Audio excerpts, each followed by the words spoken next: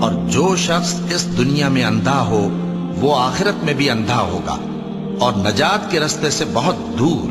اور اے پیغمبر، جو وہی ہم نے تمہاری طرف بھیجی ہے قریب تھا کہ یہ کافر لوگ تم کو اس سے بہکا دیں تاکہ تم اس کے سوا اور باتیں ہماری نسبت بنا لو، اور اس وقت وہ تم کو دوست بنا لیتے۔ اور اگر ہم تم کو ثابت قدم نہ رہنے دیتے تو تم کسی قدر ان کی طرف مائل ہونے ہی لگے تھے۔ اس وقت ہم تم کو زندگی میں بھی عذاب کا دگنا اور مرنے پر بھی دگنا مزہ چکھاتے، پھر تم ہمارے مقابلے میں کسی کو اپنا مددگار نہ پاتے۔